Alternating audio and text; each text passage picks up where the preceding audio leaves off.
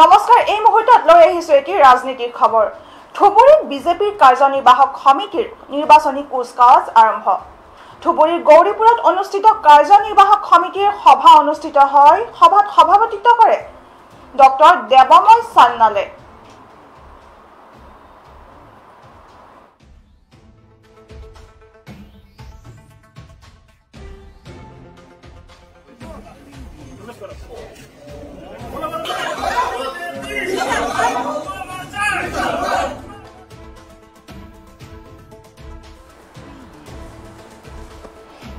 সমাগত 2021 নিৰ্বাচনক কেন্দ্ৰ কৰি ধুবুৰীত বিজেপিৰ কুচকাৱাজ আৰম্ভ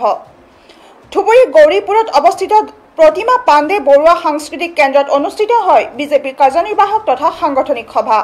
জিলা সভাপতি ডক্টৰ দেৱময় সান্যালৰ সভাপতিত্বত সভাখনত সমাগত 2021 বিধানসভা নিৰ্বাচন সম্পৰ্কে দলীয় কৰ্মীসকলক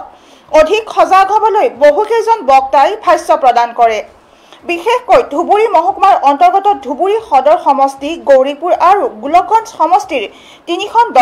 তিনিখন আসন দখল কৰাৰ লক্ষ্য হিচাপে লৈ ৰণকৌশল ৰচনা কৰে দলৰ নেতৃত্বই সভাখনত ধুবুৰী জিলা বিজেপিৰ সভাপতি দেৱময় সান্যালৰ লগতে জিলা বিজেপিৰ যুৱ মৰ্চাৰ সভাপতি নিৰ্মানন্দ পাল কেন্দ্ৰীয় কমিটিৰ সদস্য বিমল উচলাল প্ৰমুখে স্থানীয় নেতা কৰ্মীসকল উপস্থিত থাকে ভারতীয় জনতা যুব মোর্চা কিন্তু ভারতীয় জনতা পার্টির যুব শক্তির প্রতীক ভারতীয় জনতা যুব মোর্চার আজি ধুবুরী জিলা ভিত্তিক কার্যনির্বাহক সভা আজি ইতিহাস প্রসিদ্ধ গৌরীপুর মন্ডল এই সভা অনুষ্ঠিত হয়ে আছে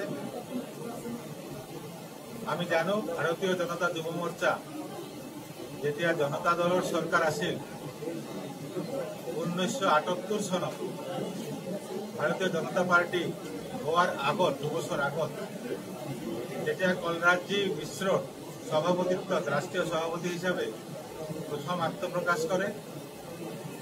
পিছত ভাৰতীয় জনতা পাৰ্টি তৈয়াৰ হওয়াৰ পিছত নামৰ পৰিৱৰ্তন কৰা হোৱা নাই আৰু ভাৰতীয় জনতা যুৱ মোৰ্চাৰ আজি 42তম বৰ্ষ আৰু ভাৰতীয় জনতা পাৰ্টিৰ 40তম বৰ্ষ আজি আমাৰ ইয়াতে উদ্বোধনী হৈ গ'ল এতিয়া আমাৰ বিভিন্ন আমাৰ ৰাজ্যিক তথা কেন্দ্ৰীয়ৰ পৰা বান্ধি দিয়া আমাৰ কেইটামান ছত্ৰ হ'ব আমি অলপ ৰাষ্ট্ৰবাদ তথা ভারতীয় জনতা যুব মোর্চার উদ্দেশ্য কি তথা থুলমূলকে ভারতীয় জনতা পার্টির উদ্দেশ্য কি আর বর্তমান রাজনৈতিক প্রেক্ষাপট গোটেইখিনির উপরে বিভিন্ন বক্তার দ্বারা আলোকপাত করা হব তার উপরে আমার আলোচনা চক্র আছে আর যুব শক্তি কেনেকে আমি 2021 সনত নির্বাচনের কারণে প্রস্তুতি করব পারো এইটোৰ কথাও অলপ আমাৰ ইয়াতে আলোচনা হ'ব স্যার এবার বিশেষ করে কিবা সিদ্ধান্ত লব নাকি আজি ভারতীয় জনতা পার্টির জেলার ঐতিহ্যমণ্ডিত গৌৰীপুৰত এখন কাৰ্যনিৰ্বাহক সভা আয়োজন কৰিছোঁ এই সভাত ভাৰতীয় জনতা যুৱ মোৰ্চাৰ ধুবুৰী জিলাৰ সমিতিৰ প্ৰতিজন কাৰ্যকৰ্তাৰ লগতেও সাংগঠনিকভাৱে আমাৰ 8টা মণ্ডলৰ পৰা প্ৰতিটো মণ্ডলৰ পৰা 3জনকে প্ৰতিনিধি ইয়াত উপস্থিত হৈছে আগন্তুক দিনত নিৰ্বাচন কেন্দ্ৰিক আৰু সংগঠন কেন্দ্ৰিক যিসকল কাম কৰিবলগীয়া আছে ভাৰতীয় জনতা পাৰ্টি যুৱ মোৰ্চা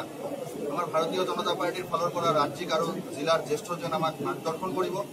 আৰু 2021 নিৰ্বাচনত ধুবুৰী জিলাৰ সাংগঠনিকভাৱে যে 3খন সমষ্টি আছে এই 3খন সমষ্টিৰ 3জন বিধায়ক আমি ভাৰতীয় জনতা পাৰ্টিৰ পৰা নিৰ্বাচিত কৰি যাতে দিছপুৰত পঠাব পাৰোঁ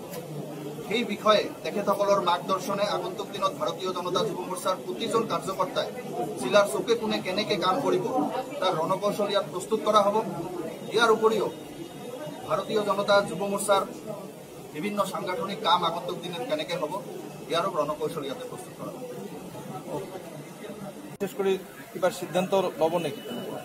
আজি ভাৰতীয় জনতা পাৰ্টিৰ জিলাৰ ঐতিহ্যমণ্ডিত গৌৰীপুৰত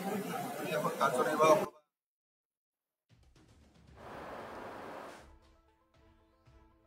খবৰটোৰ লগে লগে মই ৰিজু ষ্টুডিঅ'ৰ পৰা বিদায় লৈছো পৰৱৰ্তী বাতৰিৰ বাবে চাই থাকিব PI নিউজ ৰাইজৰ দ্বাৰা ৰাইজৰ বাবে ধন্যবাদ